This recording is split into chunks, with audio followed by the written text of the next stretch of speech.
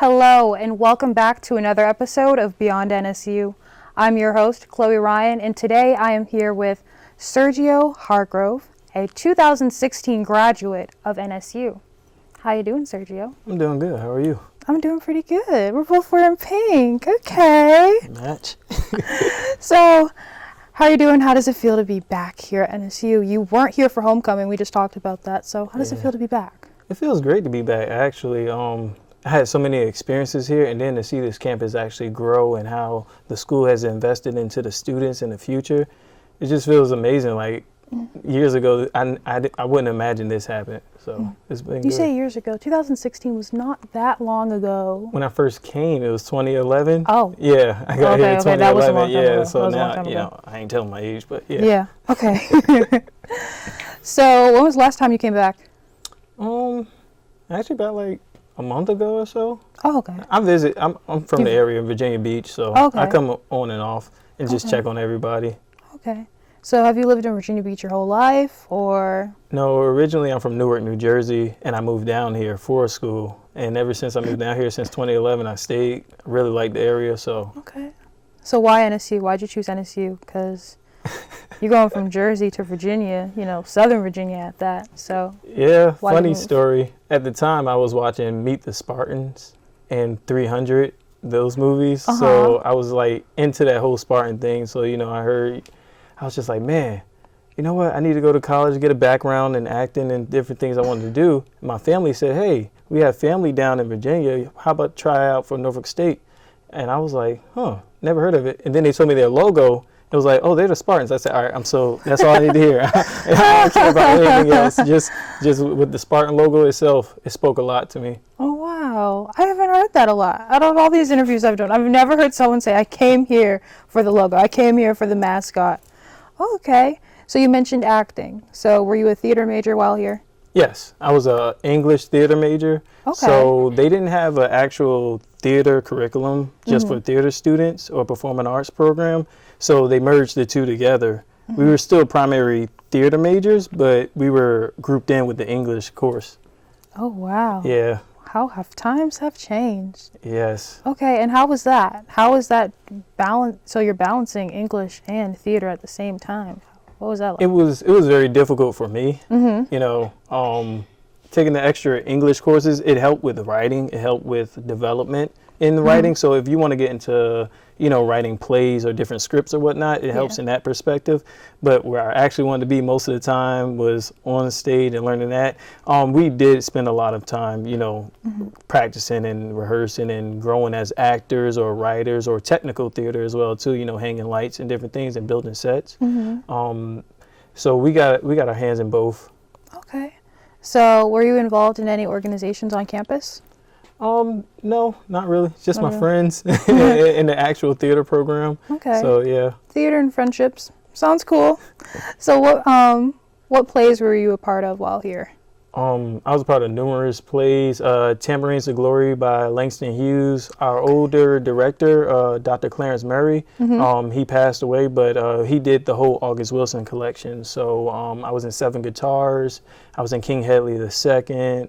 So the list goes on. And one of the best plays our productions that I enjoyed doing was called Brother Size by Terrell Ivan McCraney. And he was a new writer at the time, and he took his writing style similar to August Wilson's. Okay. So why is that one your favorite?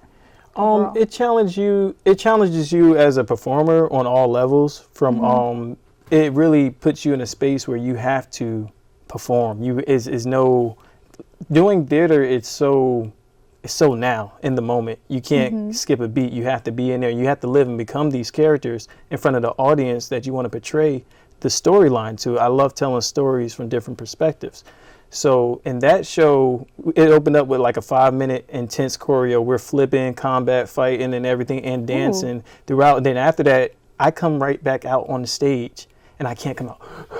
I have to come out poised and just Ogun size, because I play this deity at the time. So I'm coming in the audience. They don't see it. It's nothing on stage. It's just the background. So we had to pantomime everything.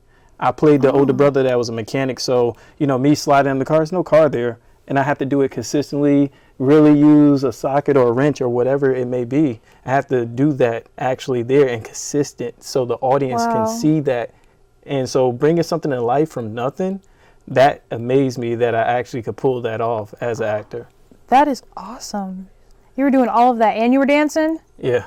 Oh, wow. So you were basically, it's like a mime, like, you know, the mimes, just like. Yeah. Yeah, literally. That's awesome. That's really awesome. So what made you get into acting in the first place? Where did your love for acting come from? I think it was always there. I believe God put something in all of us naturally from my birth. He already knew what his plans was for us.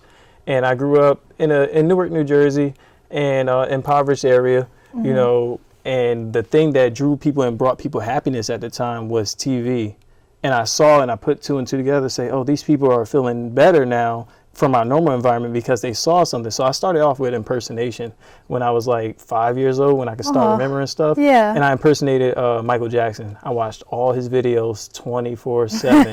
Every video was like a movie to me. Yeah. And I was just inspired at his tenacity, his whole, who he was and how he performed.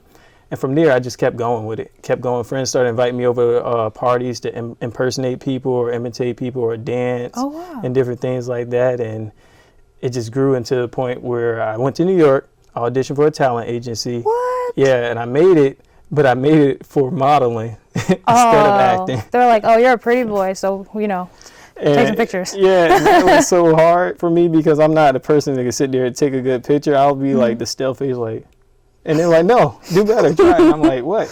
But from there, I knew I needed a background in acting. Okay. And then my family, like I said before, taught to me, and I moved down here for the logo, but I knew it also offered theater, just not in the way that I expected. Okay, so you did modeling for a bit. Yeah, for a tiny bit. For a tiny bit? Did you enjoy it, at least? I like the suits and different outfits. Okay. Did you get to keep any of the clothes? Oh, no. No? No. Dang. Smarts. So let's talk about what you're doing now. What are you doing now? Now I work at CarMax full time. I'm a lead fleet driver, so I drive the 18-wheelers. I haul cars. So I move cars back and forth when people buy them.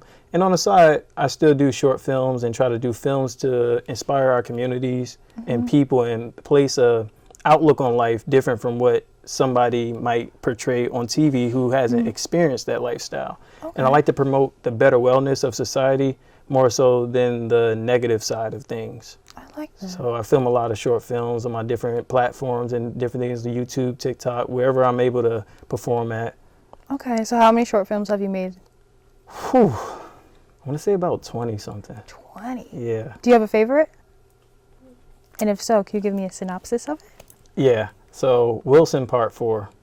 All right. I did a whole series of Wilson. One winter down here, it actually snowed and it actually stayed.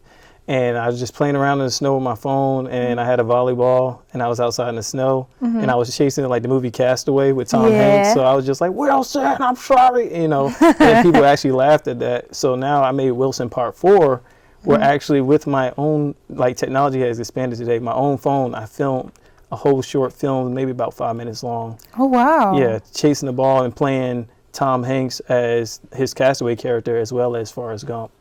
Okay. All right. Can you do your Forrest Gump voice for us? I'll try. Okay.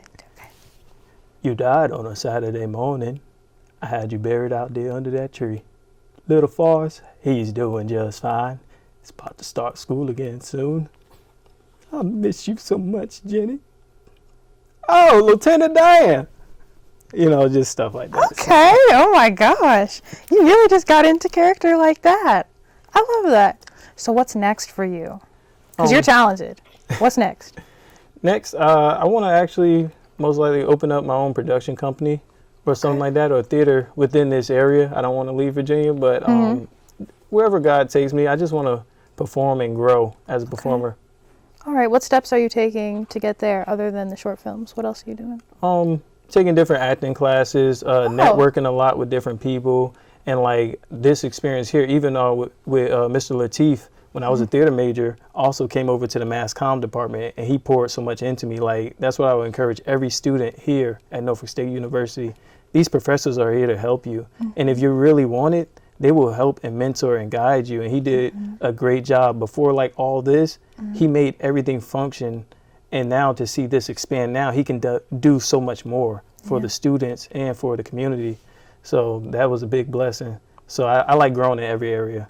Okay, that's good. That's great. Well, unfortunately, we have run out of time. Thank you so much for coming here today, Sergio, and thank you for watching. We'll see you next time on Beyond NSU. I'm your host, Chloe Ryan.